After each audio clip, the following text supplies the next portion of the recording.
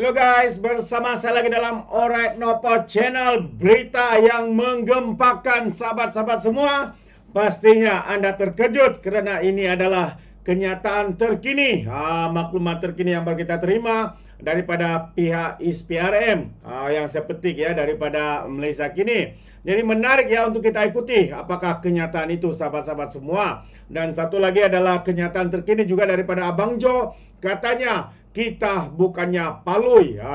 Palui itu kalau kita paham maksudnya adalah kita bukan bodoh katanya. Itu antara kenyataan daripada Abang Jo sahabat-sahabat semua. Jadi mari kita ikuti kenyataan panas ini jadi tanpa membuang masa. Tapi sebelum itu, sebelum saya teruskan, jangan lupa juga untuk terus support Alright Nopo Channel dengan cara tekan butang subscribe, like dan share. So mari kita ikuti berita gempak hari ini. Kenyataan ISPRM sahabat semua, bekas Perdana Menteri dan Ketua Setiausaha Sulit akan dipanggil oleh pihak ISPRM minggu ini. Kenapa dipanggil? Pastinya akan disiasat ya perkara-perkara mungkin ya yang melibatkan penyalahgunaan kuasa, mungkin juga penggubahan wang haram dan juga rasuah. Jadi mari kita ikuti kenyataan media ini. Kalau kita lihat, dikatakan seorang bekas Perdana Menteri dan juga Ketua Setiausaha Sulit dipercayai akan dipanggil Suruhanjaya Pencegahan Rasuah Malaysia ISPRM dalam minggu ini. Siasatan tersebut bagi membantu siasatan berhubung penyelewengan dana kerajaan bernilai jutaan ringgit. Laporan Utusan Malaysia memetik bekas pemimpin tertinggi kerajaan yang sedang disiasat ISPRM itu disyaki memiliki aset perniagaan hasil yang meragukan.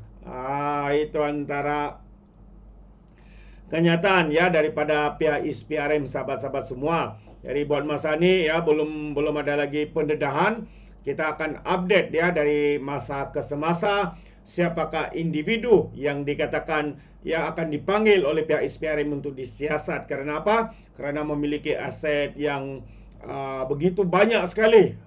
Itu dia. Dan perkara yang kedua yang ingin saya sampaikan adalah berkaitan dengan kita tahu langkah Dubai yang dikatakan begitu hangat ya pada hari kemarin penghujung tahun 2023. Dikatakan langkah Dubai ini ya turut terkait dalam langkah Dubai untuk menggulingkan kerajaan itu adalah daripada calon ataupun daripada GPS, daripada pemimpin-pemimpin GPS. Jadi benarkah semua itu berlaku? Hari ini sahabat semua, mari kita dengar atau saya ingin membacakan kenyataan ini yang dibuat ya oleh Premier Sarawak, yaitu Abang Jo sahabat-sahabat semua.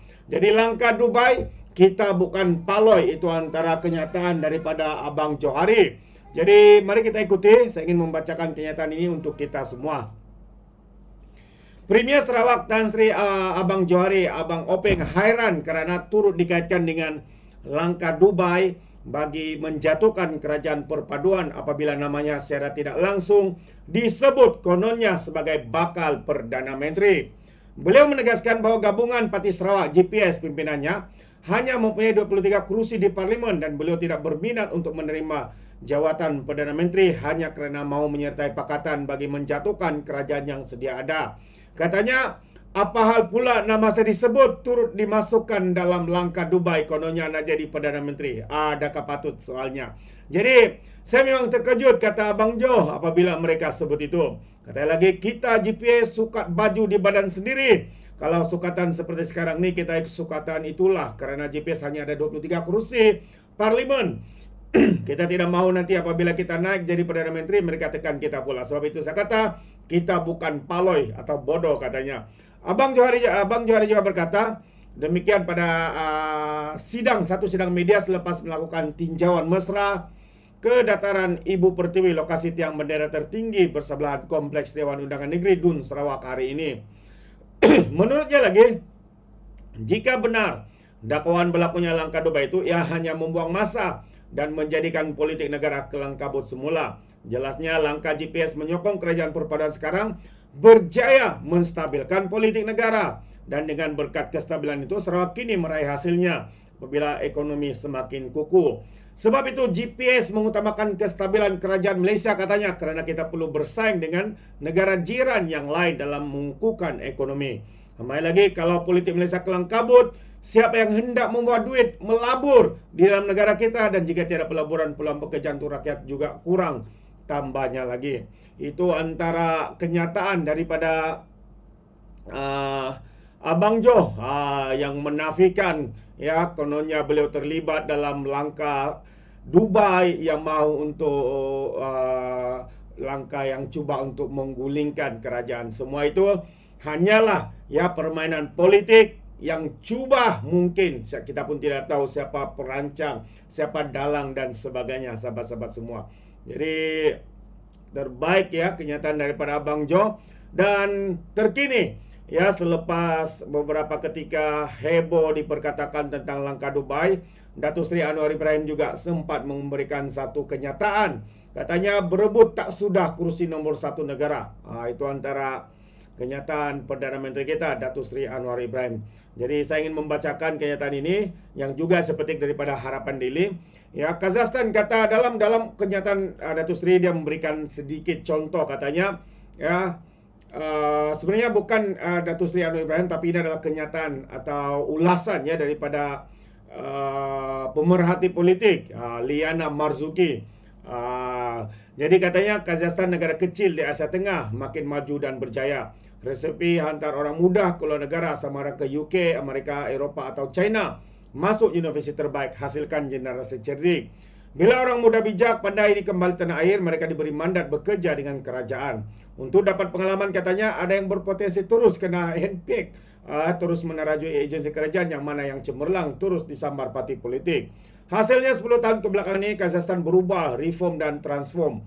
Antara negara yang paling membangun di Asia Tenggara kerana mereka percaya kepada generational jump. Banyak negara yang percaya umur sesuai untuk memimpin nombor 1 negara ialah antara umur 40 ke 60 tahun. New Zealand, Kanada, Iceland mempunyai Perdana Menteri berumur 40-an katanya. Negara jiran kita sekali PM-nya dah nak capai 60 tahun. Mereka tahu mereka dah kena pass the bottom. PM tu baru Singapura nanti umurnya baru menginjak 50 tahun. Jadi Jacinda Ardern, PM New Zealand lepas jawatan PM selepas 2 penggal, umur beliau capai 50-an katanya. Tapi beliau diktiraf antara PM terbaik dunia ketika pandemik dan antara yang terbaik di New Zealand pernah ada.